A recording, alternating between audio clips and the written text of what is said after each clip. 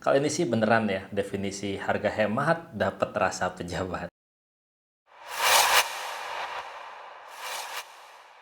Hello guys, gimana kabarnya hari ini? Semoga selalu sehat dan banyak rezeki. Kali ini gue pengen bahas HP yang bener-bener definisi harga hemat tapi rasa pejabat. Ya walaupun performanya nggak berasa saset-saset ya. Nih, Infinix Hot 50i. I-nya irit kali ya. Irit di harga. Untuk harganya ini di bawah 1,5 jutaan, kamu bisa cek link di deskripsi video. Gimana nggak hemat rasa pejabat? Lihat aja desainnya. HP-nya kece, keren banget. Desainnya tuh berasa kesan mewahnya dengan bodi yang mirip-mirip kaca frosted gitu, tapi ini dari bahan polikarbonat sebenarnya. Dan bodinya ini tuh di finishing ngedoff, jadinya nggak gampang bercak nempel sidik jari. Ya cuman tetap aja minyak-minyak tuh gampang nempel juga. Keren banget kan dilihatnya, nggak kelihatan kayak HP harga di bawah 1,5 juta. Dan kalau kamu lihat ya di bagian kameranya itu ada dua lampu. Lampu yang atas itu adalah lampu untuk senter yang terang banget ya, sementara yang bawahnya itu flashlight buat foto-foto atau buat pada saat perekaman video. Untuk frame bodinya sendiri dibuat datar juga, dengan tepian frame itu dibuat sedikit agak melengkung, jadinya nggak terlalu berasa tajam di genggaman. Beneran loh, untuk bodinya sendiri ini tuh nggak berasa kopong, padahal ini HP harga kelas 1,5 juta ke bawah, dan dipegang gini tuh berasa solid, nyaman di genggaman. Sementara untuk tampak depannya tuh, rasa pejabat harga hemat. Udah pakai layar yang nggak water drop lagi, tapi udah punch hole display. Ya, walaupun bagian bawahnya masih kelihatan tebal. Ukuran layarnya 6,7 inch, udah 120 Hz refresh rate layarnya. Ya, tapi masih SD+. Untuk kualitas visualnya sendiri, seperti yang kamu lihat ya, ini udah cukup bagus di kelas harga di bawah 1,5 juta. Udah enak dilihatnya, nggak berasa silo di mata. Terus juga kalau dibawa keluar ruangan, layarnya tuh masih cukup kelihatan. Ya, walaupun berasa agak sedikit gelap, tapi masih cukup nyaman buat penggunaan. Dan seperti biasa HP-HP terjangkaunya Infinix ya, layarnya ini masih hanya support 5 sentuhan secara bersamaan. Ya bukan masalah sih kalau menurut saya, karena dengan ukuran layar segini, 5 sentuhan maksimal itu udah banyak banget. Kalau main game aja kan kita cuma 4 jari ya, 2 telunjuk dan 2 jempol. Jadi kalau maksimal 5 sentuhan ini masih nyaman-nyaman aja. Udah gitu, untuk responsif layarnya juga nggak ada delay. Nyaman-nyaman aja selama saya coba pakai. Dan yang menarik adalah di kelas harga di bawah 1,5 juta, HP ini tuh audionya udah keren banget. Selain karena dia udah disokong tuningan dari DTS Sound, HP ini juga punya dual speaker. Speaker utama di sisi bawah dan speaker satunya lagi di sisi atas. Dimana untuk kualitas suaranya ya, kalau disetel dalam volume maksimal 100%, itu tuh suaranya nggak berasa sember. Suaranya berasa cukup kuat, tapi nggak terlalu berasa kenceng sih. Padahal udah dual speaker. Dan suaranya berasa detailnya. Kayak gini suaranya.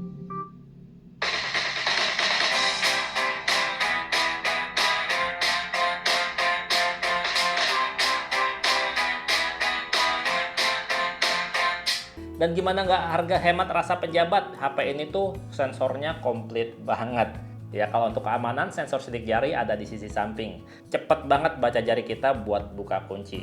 Dan di kelas harga segini juga HP ini udah dibekali sensor NFC yang sensornya tuh cepet banget baca kartu. Sekali tap aja langsung deh saldo e-money-nya kebaca. Dan untuk sensor dasar lainnya juga kayak sensor cahaya untuk kecerahan layar otomatis ada. Sensor magnetik dan orientasi untuk fitur kompas juga ada, dan dia juga masih punya sensor gyroscope. Ya walaupun sensor gyroscope-nya ini masih software ya, belum hardware. Dan kalau HP ini dijadiin andalan buat penunjuk jalan, buat Google Map gitu, ini juga lancar. GPS-nya tuh udah cukup akurat ya, menunjukkan lokasi kita ada di mana. Ditambah lagi HP ini udah bisa fitur kompas, jadi baca petanya tuh lebih nyaman. Kita bisa tahu lagi menghadap arah mana di peta. Salah satu kekurangan dari HP ini yang udah saya temuin adalah, bukan kekurangan sih, standar sih di kelas harga segini, yaitu haptic feedback-nya tuh berasa agak kasar getarnya, berasa murahnya gitu. Tapi nggak apa-apa, karena ya banyak juga yang haptic feedback tuh dimatiin gitu ya. Termasuk saya tuh nggak terlalu suka kalau misalnya ngetik-ngetik tuh bunyi getar-getar gitu, nggak enak. Dan kalau masalah performa, ya di kelas harga 1,5, di bawah 1,5 deh, 1,4 jutaan, ini udah berasa kenceng. Karena HP ini pakai Helio G81, ditambah 6GB RAM dan storage 128GB. Ya walaupun storage-nya masih eMMC ya, tapi ini udah bisa ngasih performa yang nyaman banget untuk penggunaan harian, bahkan buat main game. Contohnya nih ya, waktu saya pakai buat main game Mobile Legends, HP ini udah bisa buka game dengan settingan grafis ultra, walaupun untuk frame rate sendiri mentok di high. Dan pada saat main, dengan settingan grafis mentok rata kanan, HP ini tuh bisa stabil di 60 fps selama kita nge-war ya, selama kita push rank. Enak banget, nyaman banget.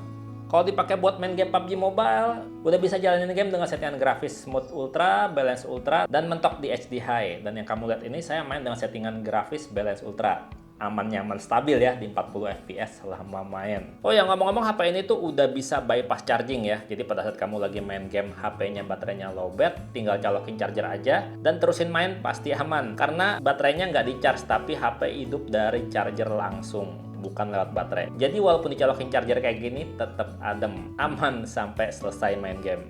Ya di kelas harga 1,5 juta emang bukan yang terkencang performanya, tapi segini tuh udah lumayan banget. Apalagi untuk baterainya juga dia tuh udah termasuk awet. Baterainya standar emang 5000 mAh aja. Tapi daya tahannya udah berasa awet banget. Waktu dites dalam ruangan dan pakai jaringan WiFi buat main game Mobile Legends sejam, baterainya cuma habis 13% aja. Buat TikTokan sejam, baterainya cuma habis 6% aja. Dan kalau buat nonton YouTube sejam, baterainya cuma habis 5% aja. Gimana? Segitu udah termasuk awet kan? Jadinya kalau misalkan secara teori ya, kalau misalkan kita TikTokan berjam-jam nonstop gitu, ini bisa tahan lama, bisa lebih dari 15 jam. Lama nggak tuh? 15 jam nonstop scrolling TikTok. Capek tuh. Dan buat ngecharge juga udah nggak pakai lambat ya. Ya walaupun nggak berasa cepet juga. Karena udah 18 watt. Dan kalau kita ngecharge pakai charger bawaannya, di-charge selama 30 menit keisi 33%. Di-charge selama 1 jam keisi 65%. Setelah 90 menit udah keisi 92%. Dan cuma 1 jam 48 menit untuk penuh 100%. Infinix Hot 50i ini udah pakai sistem operasi Android 14 yang dibalut sistem antarmuka XOS buatan Infinix sendiri. Ya, ada sih muncul kadang-kadang iklan ya, tapi jarang-jarang kok.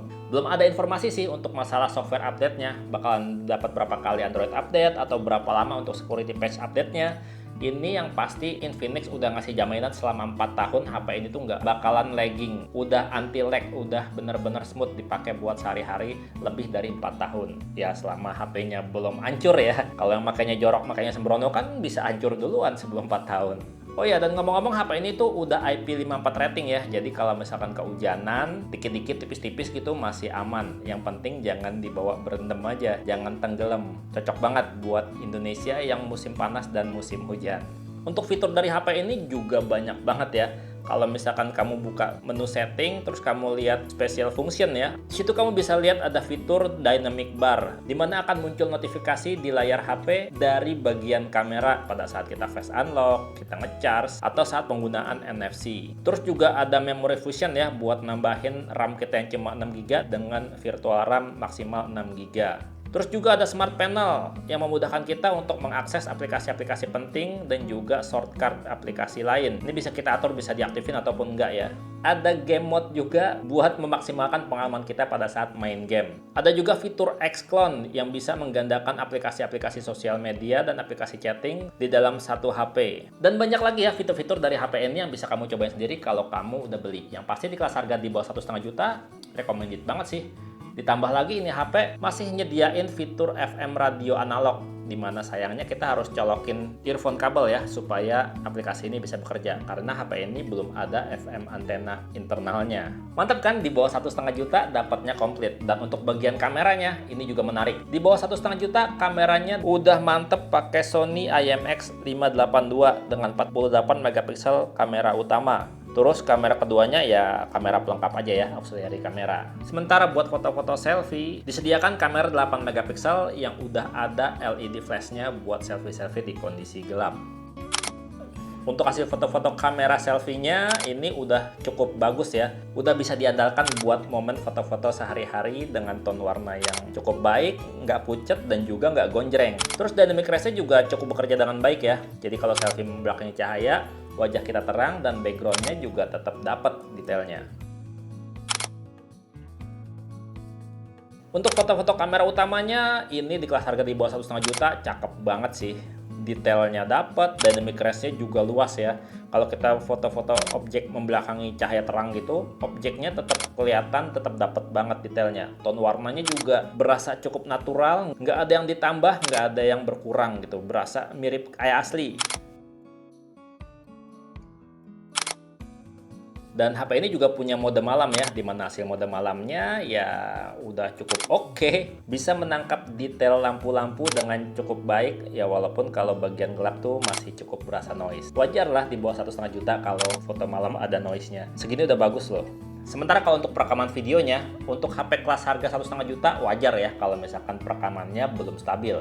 Ya, ini kalau buat rekam video, mau kamera depan maupun kamera belakang, nggak ada stabilisasi. Yang menarik adalah untuk perekaman video, HP ini tuh udah bisa ngerekam hingga 2K, 30 fps, baik kamera depan maupun kamera belakangnya. Rekaman video pakai kamera depan Full HD 30 fps, standar perekaman videonya ya, kualitasnya kayak gini. Ini kalau ngelihat belakangnya tuh langit putih aja, wajar. HP kelas harga rakyat.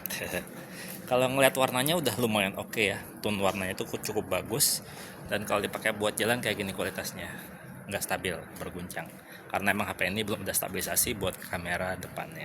Sementara kalau untuk kamera belakangnya sama aja sih, kamera belakangnya juga masih berguncang kalau dipakai buat rekam video sambil jalan kayak gini, karena emang belum ada stabilisasinya juga.